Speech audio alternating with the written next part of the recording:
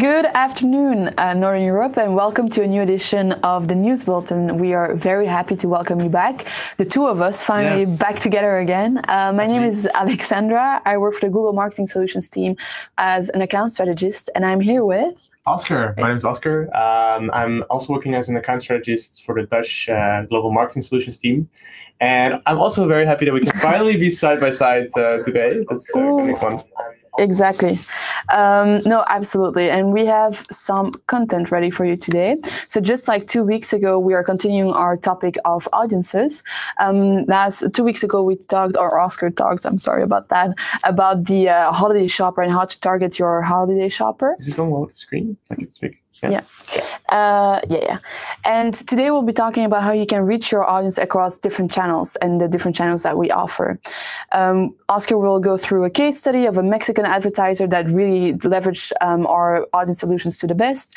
And then we have a very light couple of product updates for you, which leaves us actually more time for any Q&A that you might have. So feel free to send in your questions during the live stream, and we'll get back to them towards the end of the stream if we are the best people to answer them. But first and foremost, audiences. This is also the last live stream on audiences. The next topic that we'll be getting into is automation, which is also quite a big one. So as per usual, if you have any feedback on the content, we're always very happy to hear about it. So don't be shy and please do share along. All right, well, when we're talking about audiences, it really all starts with people. And with the scale that Google has across the different properties that we have, we really have a complete overview of who those people are, because we get to engage with them on several occasions during their consumer journey.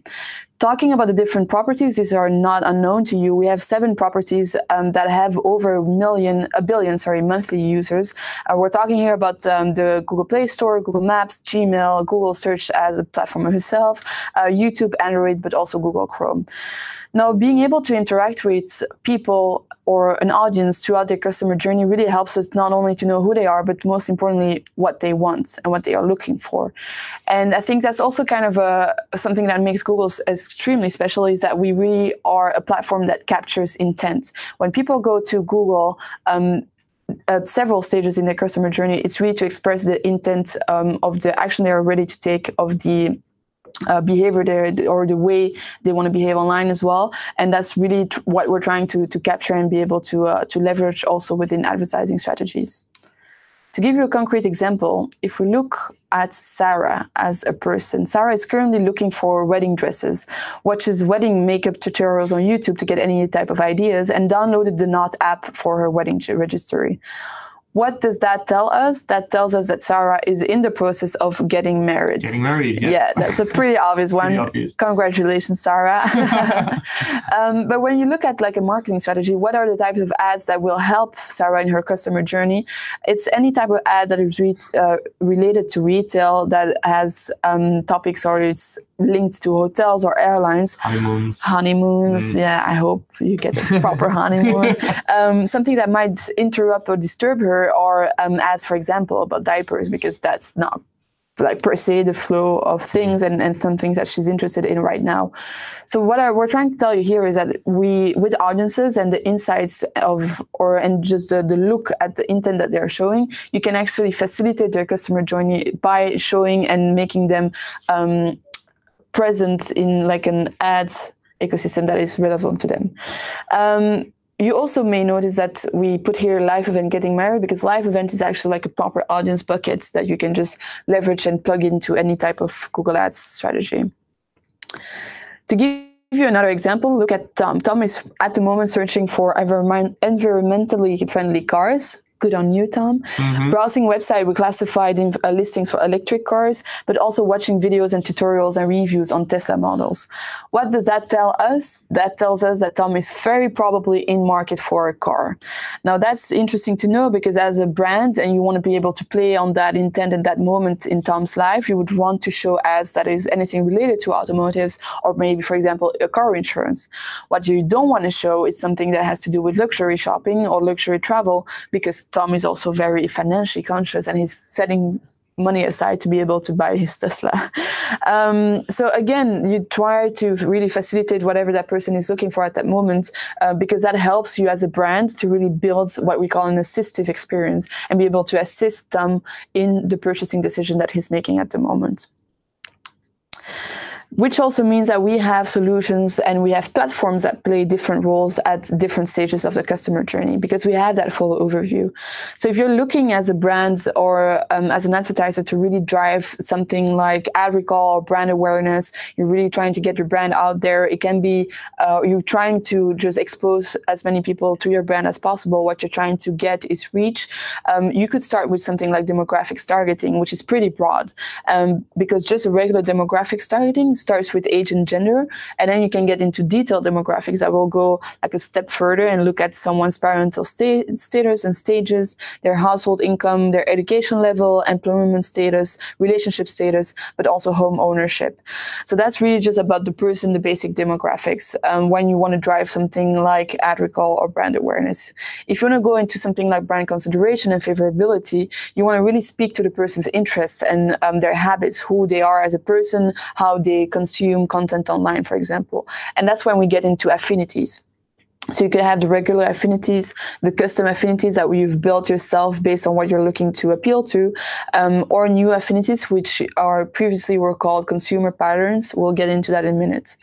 If you want to go like the next level, and what we're doing here is basically move down the funnel, and you want to drive like lower funnel activity and kind of really drive purchases. What you want to appeal to is a purchasing intent. If you want to drive like any website action or get people to your store, you want to be able to jump on someone's already declared intent and action.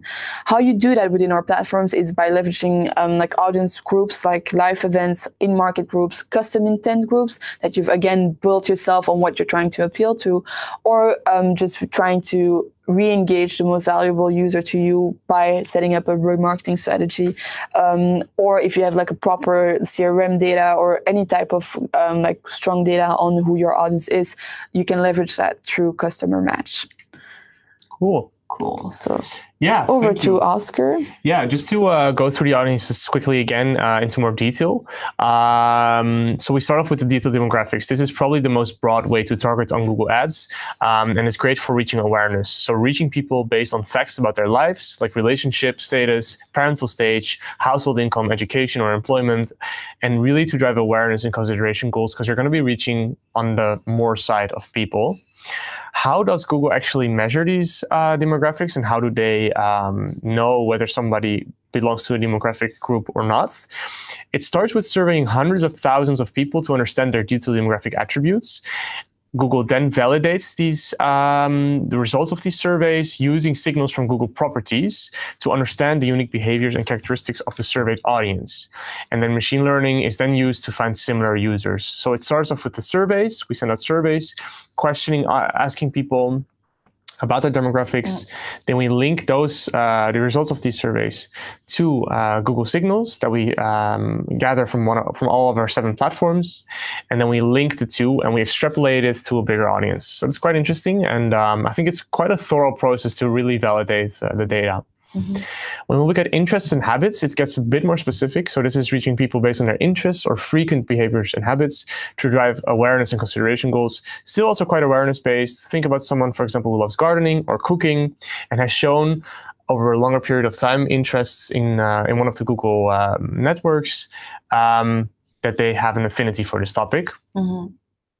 So the way that these audiences are determined is actually a bit the other way around. Here we first, as Google, it first looks at the signals from Google Search, Maps, YouTube in varying degrees, and then these signals are validated through surveys afterwards. So first come the signals, then come the surveys, and then machine learning is again used to extrapolate the data, to analyze the data, and to find more users to bucket into that affinity. Exactly, based on similar signals. Yeah. Diving a bit deeper into interests and habits, there's 3 ways that you can translate it into an audience strategy in Google Ads. First one is affinities, affinity audiences. So this is really people who have demonstrated a qualified passion in a topic. For example, I think I'm part of the cooking affinity audience, probably also gaming. I like to watch gaming reviews. I like to play video games a bit. So is there any affinity that you think you would belong to? I think I'm the home delivery affinity group, and I'm the non-gaming group, but like has a roommate that's really into gaming. Maybe that's also an affinity. No, but I can actually also, maybe it's because we're a bit on the inside, but looking at the ads we get like exposed to, I get a sense of which affinities I'm into. Same. So that's an interesting thing to see. Like for me, it's travel. I book a lot of like travels, I guess, and I'm like very often like exposed to travel ads. I've also lately been more into meditation and yoga, and I notice now that I'm getting also YouTube ads that have to do with like mindfulness and meditation. And it's very interesting how it kind of picks up your recent search data. True. So that's affinities. Then we also have new affinities, which is consumers based on their consumption habits. So this is what we kind of look at how people behave in the real world. So for example, does somebody go to the grocery store often? Is someone a convenience store shopper? Is someone a grocery shopper? Do they frequently dine out for lunch? Do they frequently go for brunch or dinner or breakfast? So these are kind of affinity audiences where we look at people's patterns and consumption patterns, in the real world, in restaurants, cafes, going to the grocery store. Exactly. Finally, we have custom affinities, which are niche user groups that deliver substantive reach. This is a bit more specified, where you as an advertiser can fill in the keywords that you want to reach. So you can say, okay, I want to specifically reach people who have really not been only looking for cooking, but for Asian cooking recipes, and maybe even for, let's say, ramen recipes. So it can go a bit more specific, but still it is an affinity audience in the sense that Google will only target people who have been looking for these keywords in a longer period of time and have shown consistent affinity for this topic. And we see actually that if you have a really good custom affinity audience, you can get up to 3 times more potential users. So it is definitely good to know your customer and to tap into that. And now that we're having a talk about just really leveraging an audience across platforms, what you're doing with custom affinity is building your own audience group built on like search signals, because you're putting in keywords. And what most advertisers would do, and what we highly recommend as well, is look at your most best performing keywords, the one that drives the most conversions, that drives the most traffic, and use those as a basis to build a custom affinity for you. So you're literally taking your search insights and a search audience to be able to target on any other type of channel that we have. Absolutely. And it's also something that I now, for example, recommend to a lot of my clients for Black Friday, to a lot of my advertisers, which is like for the Black Friday period, look at your keywords that worked really well last year during the Black Friday weekend, and use those for example, custom affinity or custom intent campaign. Yeah, that's a great one. Moving on to intent audiences. This is again another step deeper into the funnel. And this is a bit more purchased oriented. So here you can reach people making purchase decisions that are relevant to your brand right now. Again, how are these data signals validated? We first again look at the strong signals. We look at strong intent signals from across the Google ecosystem, like recent search queries or your customer signals from the website, video, or email. And we use this data to then target your audiences. Yes. So zooming in a bit more, there's quite a lot of different options for the intent audiences, because of course, this is a very important step in the funnel. This is where you can really convince your target, your audience to purchase. The first one is live events. And this is targeting users at very important transition points in their lives.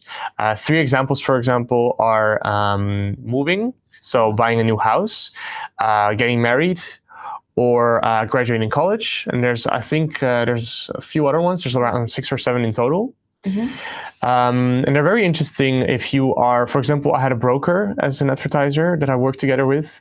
And of course, for him, the moving houses or buying a house is a very important point. And he actually targeted his YouTube campaigns also on this live event in combination with demographics. So that was very interesting viewpoint. Yeah, absolutely. Second one is in-market audiences. In-markets are highly qualified users in the markets to make a purchase. These are people who have been showing a lot of interest in a very short amount of time to purchase a specific certain or product or service based on these signals, for example, search queries. Then going even a bit more specific are the custom intent audiences. This is basically in-market audiences, but customized by the advertiser. So it's an advertiser-defined audience intending to make a purchase, where you can, as an advertiser, proactively put in the keywords that you want to target. So you can, for example, target a display campaign based on search keywords that people have searched for, and then make a custom intent audience around that. Yeah. Similar audiences, these are quite a classic. I think they've been along for a longer time. What a similar audience does is it looks at a standard audience in your audience manager, and it starts, if it has enough data in the normal remarketing list or in the normal audience list, it will start looking at people who are similar to that. So it's kind of like an extrapolation of your original audience list, and this is called a similar audience list. And also, as it says in the description, users similar to those who visit your site or app, but you can also, for example, create or have and use similar to converters list or a similar to product page viewers list. Exactly. You could segment it, for example, for anyone that works within like a car garage, or in there. I had an advertiser. He segmented his base list based on like the brand of the car they were looking at, to then find similar audiences based on that brand. Or like it really depends on how you formulate the base or the seed list, that you then also be able to target similar audiences. Yeah. Absolutely true, yeah. And the system will automatically make the similar audience list as soon as there's enough cookies in the original list to analyze. Well, remarketing lists is a very classic one. Users who have previously visited your site or app, as simple as that. Can be very valuable, of course, to remarket people, to increase loyalty, or to increase the amount of people who purchase from your website if they've only been looking around before. And finally is customer match plus similar audiences. Customer match is basically based on CRM data. So customer relationship management data can be email lists. I think you can use zip codes. I think you can use phone numbers, and they can be used on different platforms. I personally really love email lists. I've been using it a lot also for Black Friday with advertisers. I think it can be a great way to very specifically retarget people if you have a big email list. Yeah. Absolutely. So now to kind of take a look at which type of audiences are available on which platform. If we just start with YouTube, any type of audience targeting that Oscar just went a bit deeper on is available on YouTube. When we look at search, demographic that's quite recently. Detailed demographic has been made available for the search network as well, just as is the case for in-market targeting, which also has been available since about this summer, which personally is also a very interesting one if you have quite generic, broad search campaigns and you want to layer it a little bit with just an audience that is in market for the product that you're trying to advertise in the end. It's also interesting to just set up as an observation to look at how it performs compared to your normal, like broader targeting.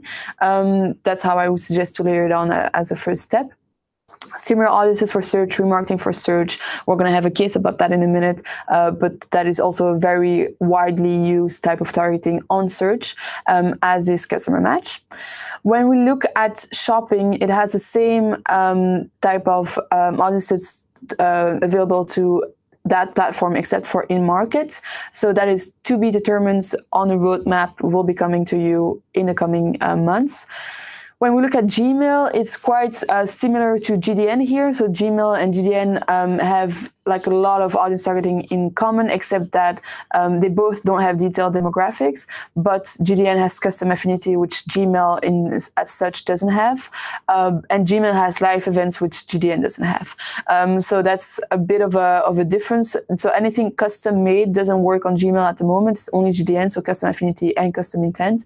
But you can also target live events on Gmail.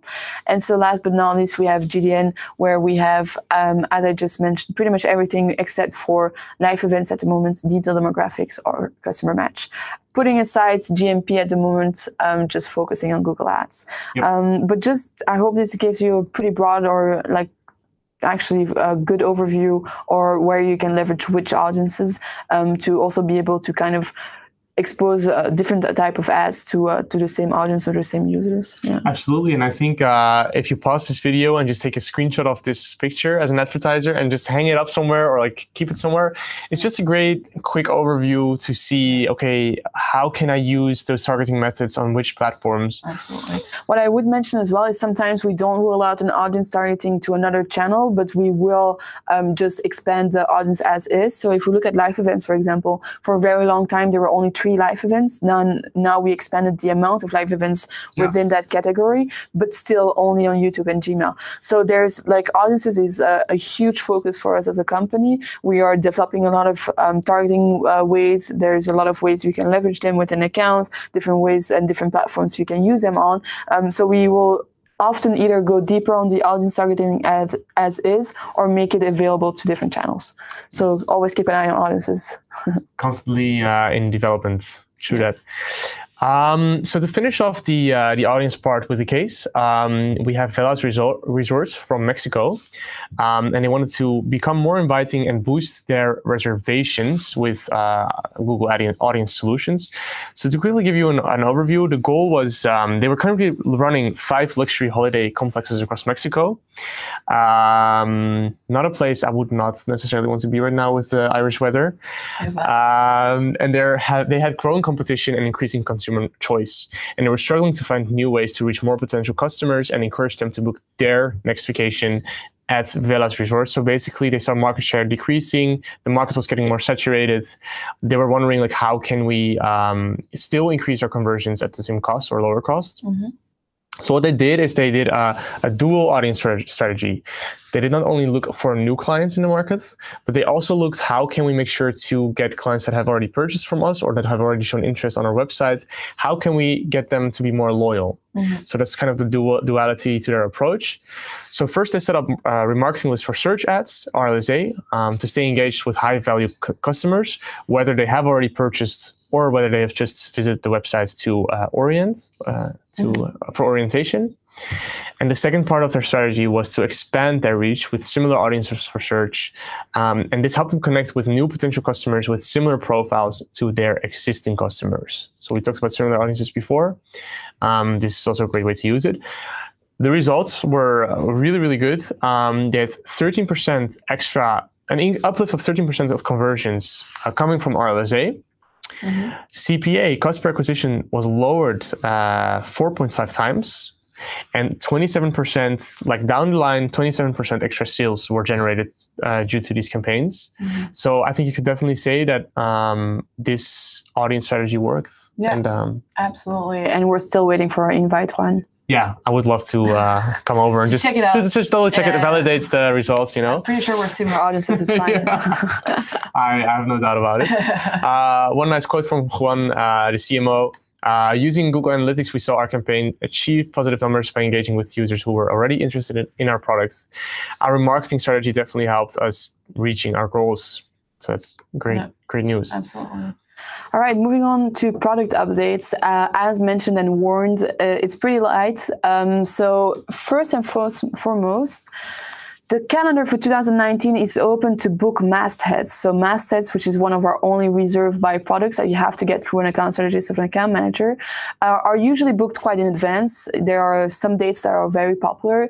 If we look at this year, dates for the World Cup championships, any type of game during the championship, or things like a Cyber Monday or any type of holidays usually go by really quickly. So please get in touch with your account strategist, account manager, if you are looking to buy and reserve a masthead for 2019. In these type of things, the sooner is almost always the better. So that's for mastheads.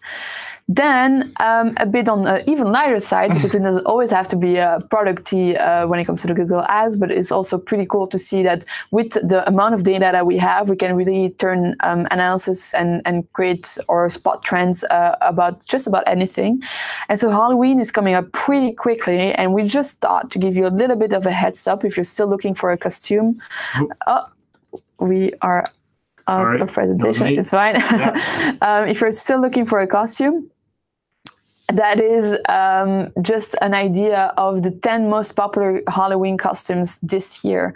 So no surprise, on number 1 is a Fortnite. So if you want to be kind of outside of the box, you don't want to be mainstream and look like everyone else, do not be a Fortnite character, Spider-Man, a unicorn, a dinosaur, a witch, Harley Quinn, superhero, a pirate, a rabbit, or a princess. We're not sure of what that still leaves, but it is up to you to decide. But you can find a complete report on the keyword that has a couple of other trends that are centered on Halloween that we thought you might find interesting. All right, moving on to questions. And I see that we have a question from John, which is one that's actually pretty recurrent, which is a good one to tackle.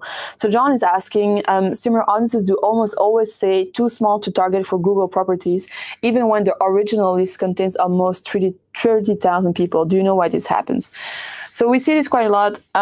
30,000 is a bit on the heavier side in terms of amount of cookies, but it's true that for us, we need to be able to aggregate and hash enough cookies to be able to really meet a confidentiality threshold before we can move on to a similar audience.